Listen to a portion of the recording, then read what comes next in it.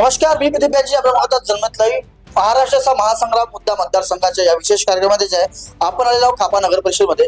आणि खापा नगर परिषदमध्ये बघायला गेलं जरी भाजप आणि काँग्रेसची चुरशीची लढाई असली तरी तिहेरी पक्षातून एक पक्ष जे आहे कुठेतरी रिंगणात उतरलाय. तो रिंगणात उतरण्याचं सर्वात मोठं कारण म्हणजे शिंदे शिवसेना. एकेकाळी कुठेतरी महायुतीमध्ये हे जे आहेत लोकसभा आणि विधानसभेच्या निवडणुकीमध्ये लढतात, परंतु आज जे आहेत कुठेतरी एक वेगळ्या भूमिकेमध्ये दिसत आहे आणि आपलं जे आहे कार्यकर्त्यांच्या हितासाठी जे आहेत आपली भूमिका मांडत आहेत. यातच बघा गेलं शिंदे शिवसेनाचे जे आहे आपल्यासोबत खेमराज बाराभाते साहेब आहेत. बाराभाते साहेब, निवडणुकीच्या रिंगणात आपण उतरले आहात, असं आपणास का बरं वाटलं की आपण या निवडणुकीच्या रिंगणात उतरायला पाहिजे? कारण आमच्या खाप्या शहराची 50 सालाच्या आधी 25,000 लोकसंख्या होती. आज 50 वर्षानंतर सुद्धा लोकसंख्या कमी झालेली आहे. याच्यात कारण बेरोजगारी, रोजगार साधन नाही. आज सुद्धा आमच्या खाप्याच्या बाजूला कना नदी लागल्या तरी पाण्यासाठी लोक उन्हाळ्यात कोंबलत आहे. आता हिवाळ्यात सुद्धा पाणी भेटत नाही. हा महत्वाचा मुद्दा आहे. मुद्दा दुसरा म्हणजे शिक्षणाची व्यवस्था. जेव्हा 50 सालाच्या पहिले आधी आमच्या खाप्या शहरात ज्या त्यावेळेस लोक 6वी 7वी पर्यंत खूप मोठं शिक्षण शिकत होते, त्यावेळेस आमच्या पूर्वजांनी 10वी वर्गापर्यंत शिक्षण केलं, तर शाळा तयार केली. पण ह्या 50 वर्षात एक बी शाळा, मोठे मोठे कॉलेज, सिनियर कॉलेज सुद्धा आलेले नाही.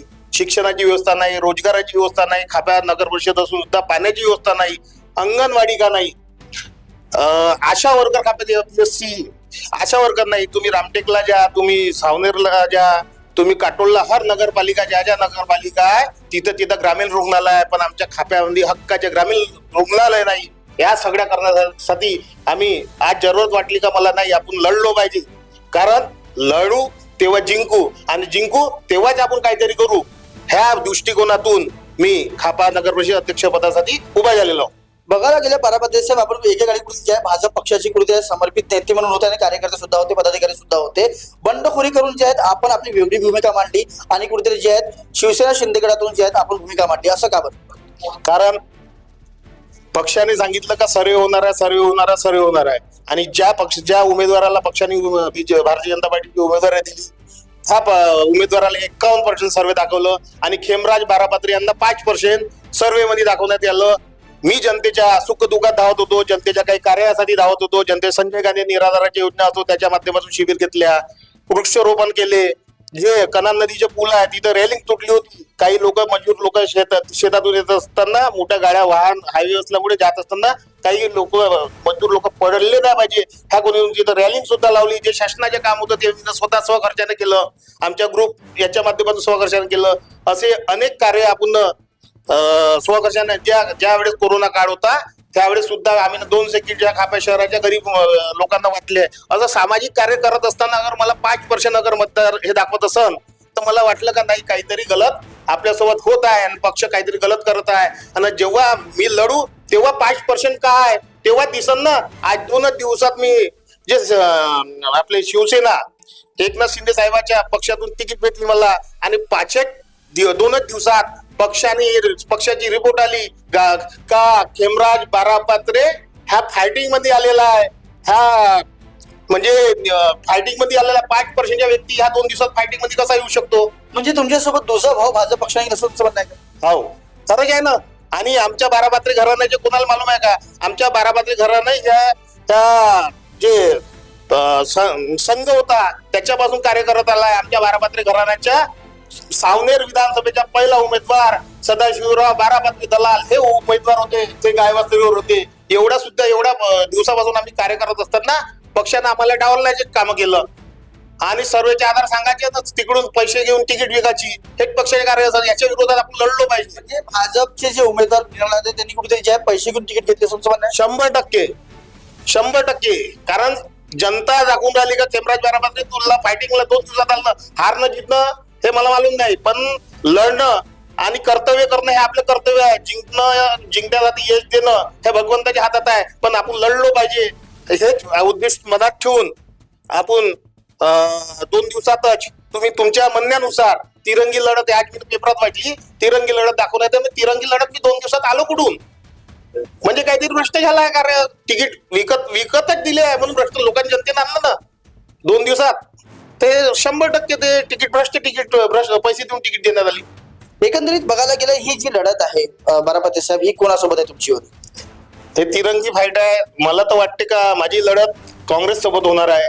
कारण जो भारतीय जनता पार्टीचा उमेदवार आहे त्याच्या सगळ्याला मालूम आहे का ज्या व्यक्तीला नगर परिषदच्या चुनाव लढायचे राहते, ज्या व्यक्ती ज्या क्षेत्रात चुनाव लढतो त्या क्षेत्रात चांगले कार्य केले पाहिजे याच्यासाठी लढतो.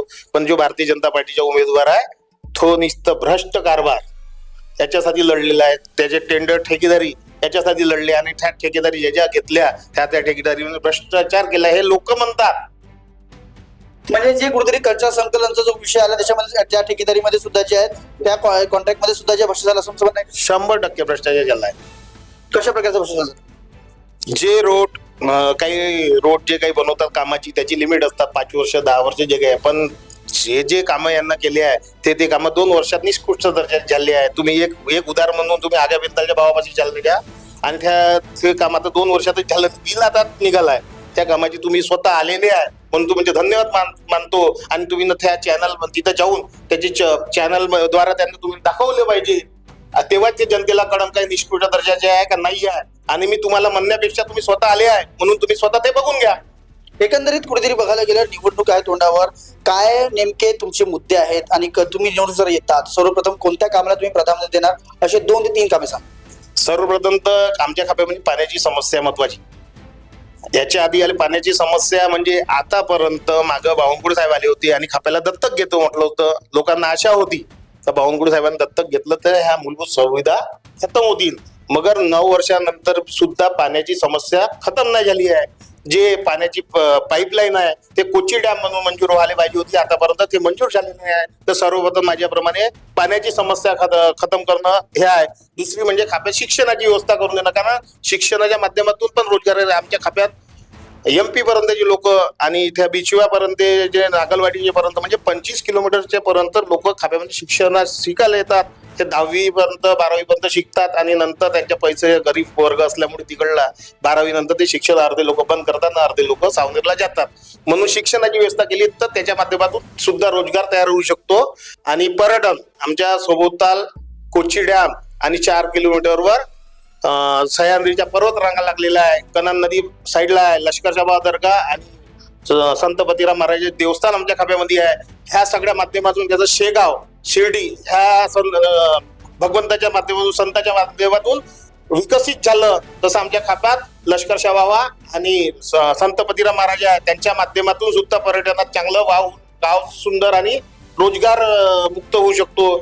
तसेच लष्करच्या भावाच्या दर्गा नदीची काठच्या असल्यामुळे तिथं पर्यटन क्षेत्रात चांगलं क्षेत्र बनवलं तर त्याच्या माध्यमातून रोजगार निर्मिती होऊन फुलाची हाराची फळाची दुकान होऊन गरीब मित्रांचे जे लोक बाहेर चालले ते इथे रोजगार करून स्वतःचे स्वयंरोजगार करून ते स्वतः सक्षम बनू शकतो. म्हणून माझ्या पर्यटन क्षेत्रात आपलं खापा बनवण्याचे प्रयत्न. तर एकंदरीत हे होते आपल्यासोबत कुठेतरी जे आहेत हेमराज बारामती साहेब, जे कुठेतरी जे शिंदे शिवसेना पक्षातर्फे ज्या निवडणुकीच्या रिंगणात उतरल्या आहेत. एकंदरीत भ्रष्ट कुठेतरी जे आहे भ्रष्ट नगर परिषद आहे हे त्यांचं स्पष्ट म्हणणं आहे. इथचे जे उमेदवाराचे भाजपचे असो किंवा काँग्रेसचे असो, जरी माहिती आहे का भाजप आणि काँग्रेस या निवडणुकीच्या रिंगणात उतरली आहे तरी माहिती आहे मी एकमात्र असा उमेदवाराचं असं स्पष्ट म्हणणं आहे की माझी जी लढत असेल ती फक्त काँग्रेसची असेल. कारण की भ्रष्टाचार व्यक्ती आणि भ्रष्टाचार पक्ष जर कोणी असेल तर तो आहे भाजपचा उमेदवार. काय वाटते की एकंदरीत काय परिस्थिती जी आहे खापा नगर परिषद हे बघणं योग्य असेल. तेव्हापर्यंत आपण बघत राहा जनमत लाईव्ह, महाराष्ट्राचा महासंग्राम, मुद्दा मतदारसंघाचा.